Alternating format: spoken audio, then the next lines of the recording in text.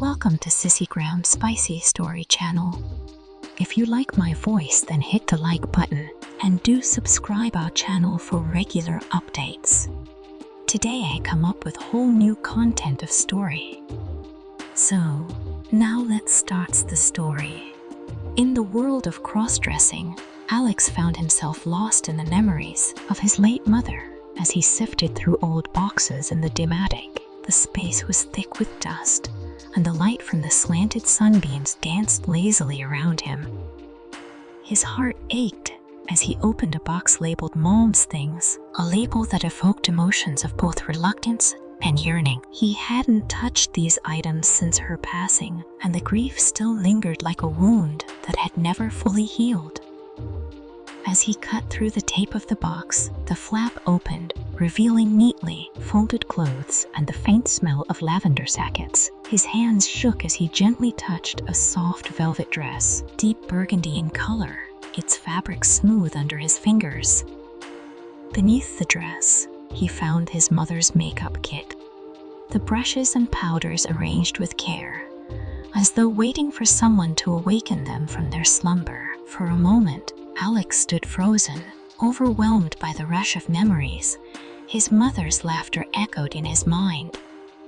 She was gone, but it was like she was still here, surrounding him in these very items. His breath steadied, and he carefully lifted the dress, the fabric flowing smoothly in his hands. Standing before the dusty mirror in the attic, Alex caught a glimpse of his weary reflection. He was a man who had seen many years and carried burdens, but something inside him stirred. Compelled by a strange and unexpected surge of emotion, he slipped into the dress, the fabric hugging him softly, a stark contrast to his usual plain t-shirts and jeans. Then, reaching for the makeup kit, he gently applied some eyeliner, a tool he had often seen his mother use with graceful expertise. As he finished, he stood back and examined his reflection, noticing a softness in his features that hadn't been there before. The quiet attic, filled with echoes of his mother's presence, offered him a sense of solace. It was more than just nostalgia. It was a connection to a woman who had once worn these things with confidence. In this private moment, suspended in the stillness, Alex found a sense of peace, a new way to remember her. As time went on, a different chapter began for Alina, who had been living in a world of software development, often feeling confined by the rigid expectations of her daily life. But when she returned home to her small, warmly lit apartment, the transformation began. The evening light would cast long shadows against the walls as she changed out of her work clothes and into the silky, vibrant dresses she had slowly started to collect. Each piece of clothing was more than fabric. It was a way to break free from the constraints of her day-to-day identity. As Alina stood before her mirror, carefully applying makeup, mascara, blush, lipstick, she watched as the reflection before her began to hold her gaze with growing confidence. It was no longer just about the clothes or makeup. It was about the quiet emergence of a part of her soul that had long been suppressed, but was now coming alive. One evening, as Alina experimented with a new eyeshadow palette, there was an unexpected knock at the door. Her heart pounded as she peered through the peephole and saw her closest friend, Maya, holding takeout and a movie. With no time to change, Alina opened the door, her secret laid bare. Maya's eyes widened at the sight of her, not only at the clothes, but at the vulnerability she could feel in the air. The silence was thick, but Maya's reaction was unexpected. She smiled warmly and told Alina, "You look beautiful." Those words, spoken with such genuine acceptance, immediately dissolved any apprehension Alina had been feeling. The evening that followed wasn't spent with a movie, but rather a deep, heartfelt conversation about identity, desires, and the parts of ourselves we often hide. Maya's acceptance was a balm to Alina's anxieties, and soon, Maya was suggesting they go shopping together to find more outfits that would help Alina fully express her newfound self. Everyone deserves to feel gorgeous, to be themselves, Maya said, her support unwavering. This marked a turning point for Alina, and with Maya's encouragement, she began to embrace her journey of self-expression more confidently.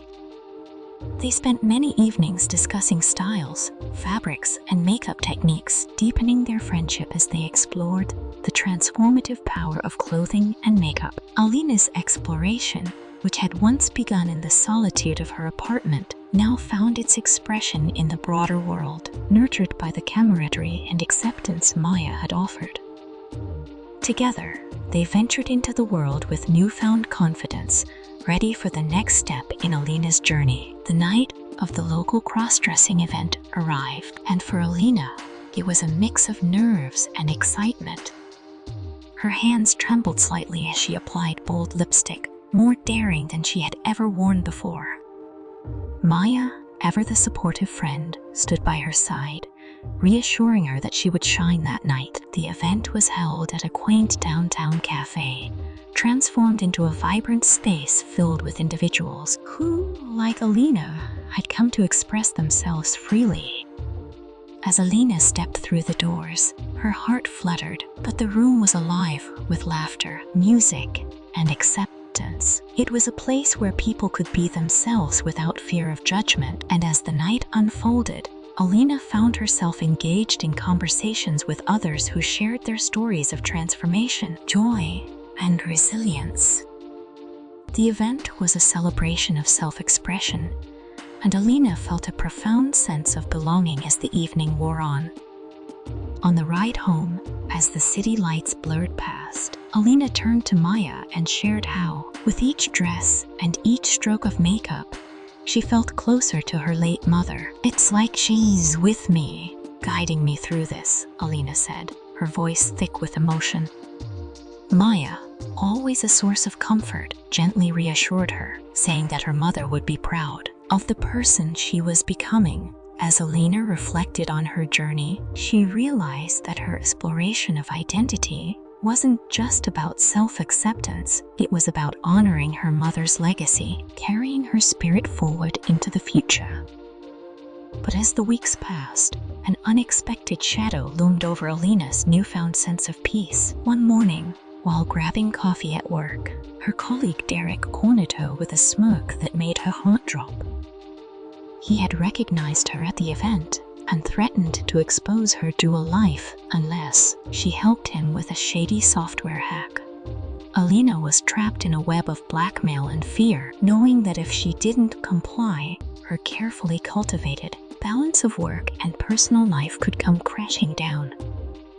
Desperate, Alina turned to Maya, who was quick to offer support. "You can't let him control you, Alina," Maya insisted. Maya's fierce encouragement helped Alina see that she didn't have to bend to Derek's threats. With her mother's strength in her heart, Alina made the difficult decision to stand up for herself. The next day, she confronted Derek, refusing to be blackmailed. Derek's smirk faltered, but Alina stood her ground, responding, "So do you," when Derek tried to intimidate her. The confrontation was tense, but as the day wore on, a colleague named Mark approached her, offering evidence that Derek had attempted to blackmail others as well. Armed with this proof, Alina reported Derek, and an investigation was swiftly launched. Derek was dismissed, and his manipulative actions were exposed for all to see. However, Alina's journey didn't end there. The rumors and whispers about her identity had begun to spread, and she realized that hiding was no longer an option. She requested a slot at the next company meeting, where she stood before her colleagues and openly shared her story. "I am here today not just as your colleague, but as Alina," she said with confidence, explaining how her transformation was not just about self-expression, but a tribute to her late mother. The room fell silent, and for a moment, tension filled the air. But slowly, applause began to ripple through the crowd, and expressions of understanding followed. Many colleagues shared their own struggles with identity, and Alina's transparency turned a potentially isolating situation into one of empowerment. After the meeting, Alina and Maya met at a cafe, where Maya handed her an old, yellowed envelope she had found in one of the dresses from the attic. Inside was a letter from Alina's mother, revealing a secret part of her past she had once enjoyed, cross-dressing herself. The letter was a beautiful and emotional confession, a blessing and a bridge between mother and daughter. As Alina read it, she realized that her journey of self-discovery had been a shared experience with her mother all along, a hidden legacy passed down through the generations. Alina felt a deep sense of peace, knowing that her journey was not one she had taken alone. She had carried her mother's spirit with her. And now, as she stepped into the world with a renewed sense of self, she knew that this was not the end of her story, but a continuation, a promise to live boldly and authentically, just as her mother had hoped. This is where the story wraps up. Share your thoughts in the comments below. For more stories like this, be sure to subscribe to my channel. I'll talk to you soon. See you next time.